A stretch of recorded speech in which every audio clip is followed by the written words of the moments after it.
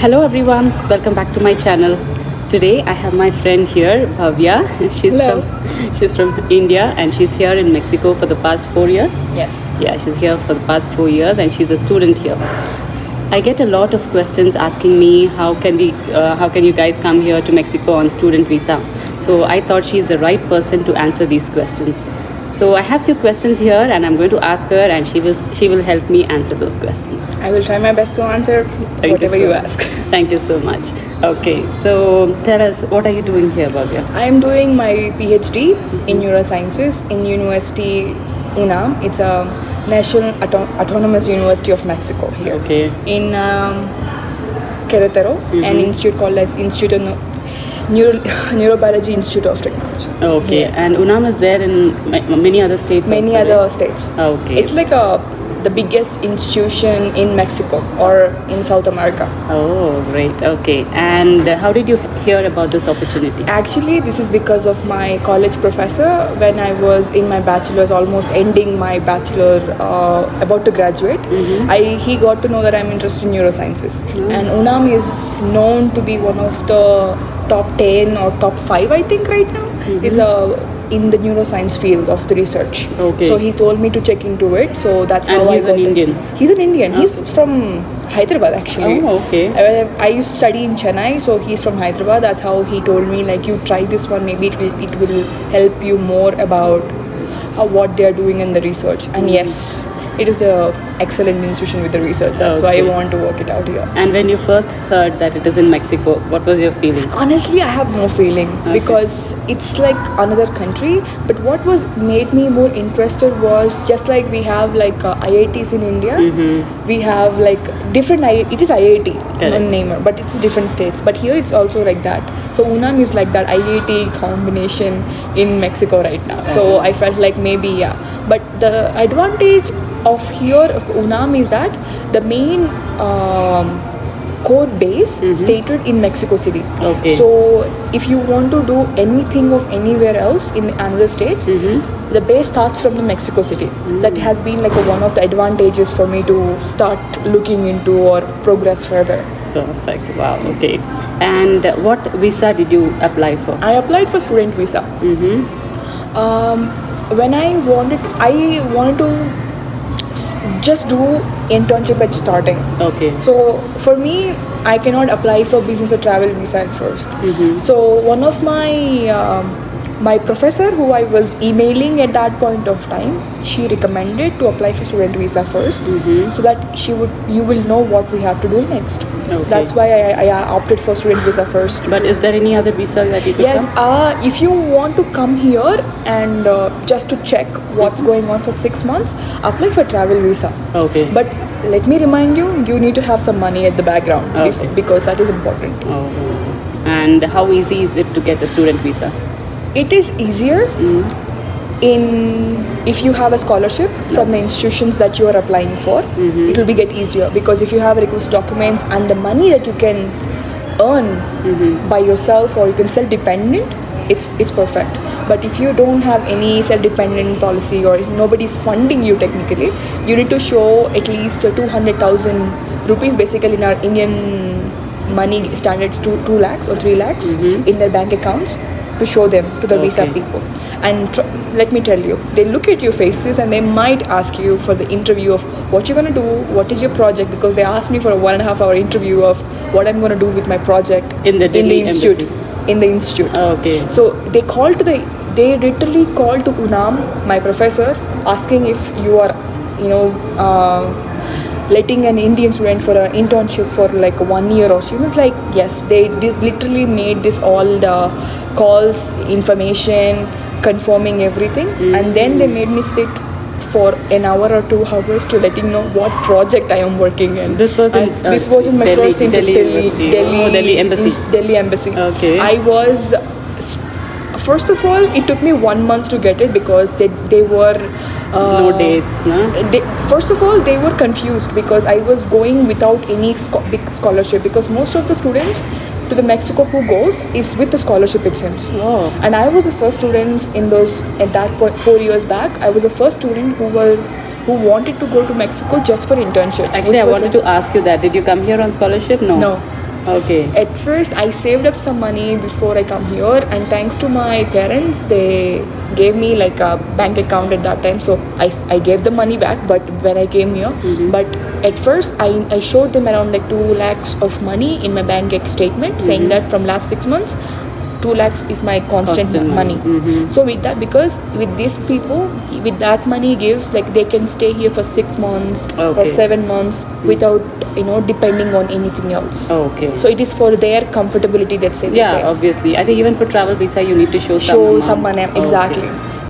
Okay, so you told me that you didn't come here with scholarship. No. Okay, so without scholarship, what are the documents that you need?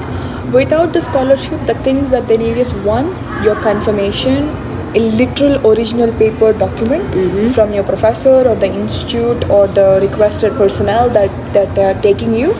It's an original document. So you applied that before? When my professor confirmed my internship for 1 year, she sent me a PDF scanned copy of a document that I am eligible to come, they request the official document to me.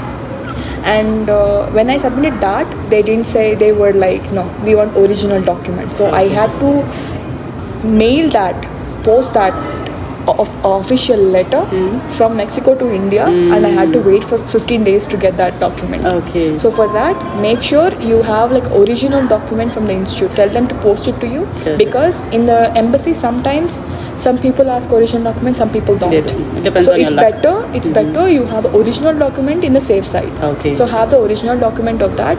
Number 2, your passport and all your pictures and everything. And the main document that they want is your bank statement from last 6 months. Okay.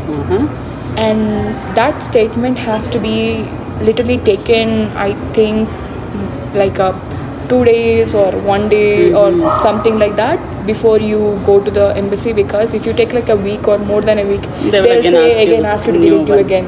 Correct. So take it like 2 days or 1 day or at least 3 days difference. It will be easier for them to, okay, they are coming here, they have to travel, because not everybody live in the Delhi, right? Correct. So 3 days would be enough for them to take a bank statement for 6 months. It's important. Okay.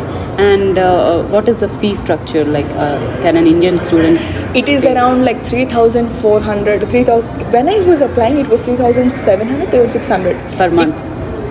What for fee structure in no. When I came here as a student for internship, I didn't pay anything, they didn't pay anything. Technically I didn't pay anything for that. But the fee structure for Onam, it's like a national university. The fee structure you will pay might be 200 pesos or 100 pesos in Indian money if you are joined, because if you joined as a master student, you have a scholarship, corner seat scholarship, which they'll pay like 12,000 or 13,000 a month. They pay to the student? To the student. Wow. For a master's. If you have to pay, you have to like, how do I say, there's a master's entrance examination in Onam, in the collective examination. So if you pass that, you will be receiving 2 years of scholarship without you don't have to pay, but you receive the money. Wow. But you have to pay regular semester fees, like 200 or 120 or something. Depends upon pesos. That's quite reasonable. It's like pesos. Like technically speaking, it is almost like 800 or 600 rupees. Yeah, I know. For 6 months. I don't think even in India we can do that. Exactly. So here they pay semester fees. I pay as a PhD student. I pay 200 pesos now. Every semester. So if you that semester fees have to be start when you are when you're inscribing for the new semester, you have to pay. If you are late, that late fees would be 400 again. So to 400. But is it because you're a foreign student, or it's the same for all the everybody? It's the same money. There is no exchange if you're foreign on you. The difference would be your language would be issue, but that's it. But everything in the phase of fee structure, it is the same. But for the bachelors, I don't think. First of all, I will not recommend anybody to study bachelor's here because it sucks. Honest opinion. But masters, it is better because the scholarship you get you can have fun. You can also you will not be stressed, honestly, as a student with the masters, because outside I don't know how in US people can, because everything is taxes. Here if you are getting like, let's say for example 1,000 rupees you get as a scholarship, not even 1 rupee will be going for the taxes in Mexico. If you have like 100% money, that is completely yours. And what about bachelors? Why not in bachelors? The number one is a language issue. and you will not receive scholarship for bachelor's. You have to pay, and okay. that fee structure changes from department to department regarding of what you're working with. And I would suggest personally, I would prefer Indian to study bachelor's in India because you have more proper base in the terms of knowledge than I observed here, honestly. So for me, getting masters here can help you to expand your horizons, yes, with an exposure with a bilingual structure. Okay. But in the case of bachelor's, it is completely Spanish. Okay. Which would be very difficult because the Spanish that they teach here differs in a technical way and a normal speaking way. That's true. Which would be a kind of a difficulty to focus on in their academics. But for your master's, Spanish is not that important. It is, how do I keep it? It is important. It is like you can manage it with the help of your professor, because when you're in masters, you're 90% you will be focusing on your project and how you're contributing. Correct. And if you have a good professor, depend upon how you choose, your professor will help you to manage that. Okay. Thanks to him or her, you can manage it. But if you cannot do that, that is other issue. But the exams and all are going to be exams in and all, if you are a foreigner, they will allow you to give it in English, because I give my exams in English right now, because I have like a trouble in understanding some scientific terminology in the Mexican slang Spanish, basically. The slang that they speak in Mexico is different from the normal Spain Spanish. So I had to like see, check, translate and everything, but you understand very well. Very well, exactly. That's why I always, even my professors prefer me to explain them English because it will be my comfortability. And also, in the name of my professor, they say they can have fun, having like a foreigner to have a conversation together. Okay. So that's why they do that. Right. And but otherwise, how did you learn Spanish? How did you? When I came here, I know 3 things. How to say hi, hola, say thank you, gracias, and sorry. Yeah, I remember meeting you in the first week. Yeah. I got to know 3. And later on, I had to, thanks to my professor, she showed me this French institute nearby where they also teach French and Spanish and Portuguese. Okay. So I went there. Rendezvous, no? Rendezvous. Okay. So I was there for 6 months. I was practicing. Thanks to that practice for 6 months, I can write very well, and I can also practice my Spanish now. Perfect. That's great. Okay. The next question. How did you choose your university? Okay, you told me it's Yes, my professor. Man, I remember on my last day of my graduation, I went to him. So, do you know any institutes with neuroscience? He's like, do you know Mexico? I'm like, what is that question, doctor? He's like, yeah, in Mexico there's an institute called Onam. In the Onam you have an institute called as Institute of Neurobiology, where it's Neurobiology Institute. You can search.